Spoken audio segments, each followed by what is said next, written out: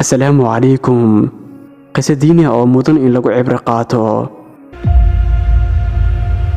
Laba dhalinyaro ah oo reer Madiina ayaa waxay dalxiis iyo khamri cab u tageen dhankaasi dalka Turkiga. Markii ay gaareen Istanbul ee caasimadda Turkiga, waxayna iibsadeen khamri, waxayna kireysteen taxi, waxayna aadeen meel tuulo ah, waxayna degeen hotel ku yaala tuulada. Si aan loo arag bay halkaasi u tageen.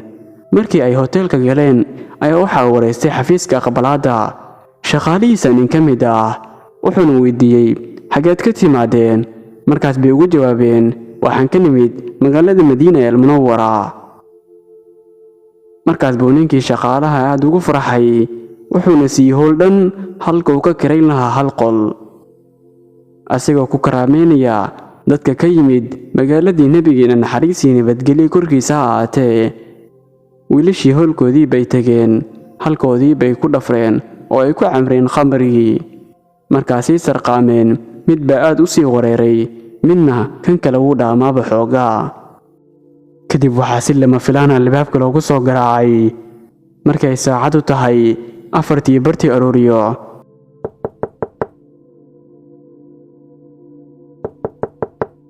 midkood baa toosay, albaabkii buu furay isagoo aad u hurdaysan. Mise waa ninkii hotelka shaqaalaha ka ahaa, isagoo leh imaamkii masjidka wuu diiday inuu na tujiyo markii uu ogaaday in ragga reer Madiina ah ay tuulada joogaan. Marka waan idin sugaynaa ee masaajidka hoos ku yaala noogu imaada. Markaas wiilkii naxay, kadibna wuxuu toosiyey saaxiibkiisa, wuxuuna weydiiyey war quraanka wax maad ka xifdisan tahay. Markaas buu ugu jawaabay inuusan awoodin inuu imaam noqdo. Kadib way fariisteen, waxayna ka fikireen sida ay arrintaasi uga bixi lahaayeen.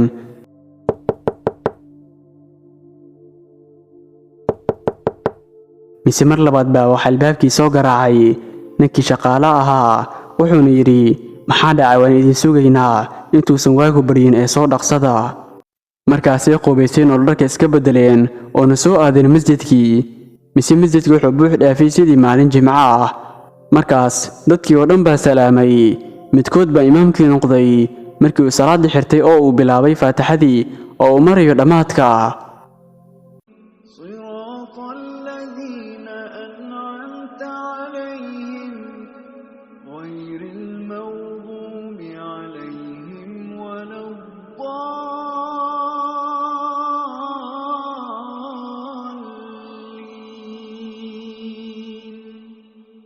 Ayaa waxaa ooyay dhammaan dadkii masaajidka ku jiray, iyagoo xasuusanaya masjidkii nebigeena naxariis iyo nabadgelyo korkiisa ha ahaatee.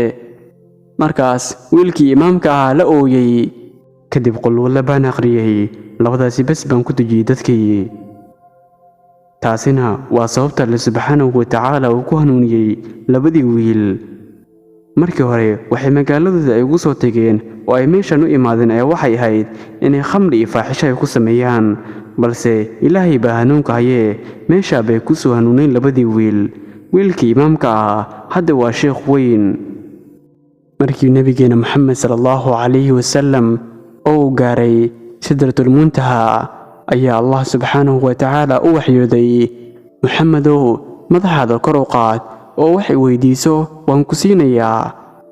Nabigeena sallallahu calayhi wasallam ayaa yidhi, Ilaahayow waxaad ummadihii hore ku halaagtay oo ka mid ah kuwii aad badda ku halaagtay, kuwii aad dhulka la jartay iyo kuwii aad muuqoodii badashay.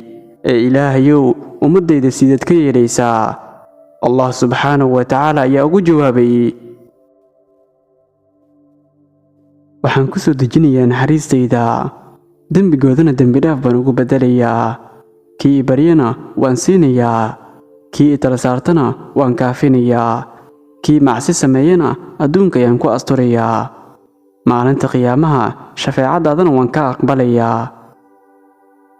Haddii aan ahay Allah naxariista badan, adna aad tahay nebi shafeecad badan, sidee bay u dayacmaysaa ummad u dhaxayso Allah naxariis badan iyo nebi shafeecad badan? Ilaahayow dhammaanteennaba jidka toosan inagu hanuuni.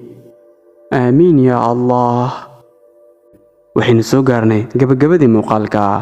haddii aad ka heshay muuqaalkan like saar, siina gaarsii saaxiibadaada ilaa 2 qof intaan ku kulmi doono kani muuqaalkiisa fi amaanillah. wasalaamu calaykum waraxmatullaahi wabarakaatuh.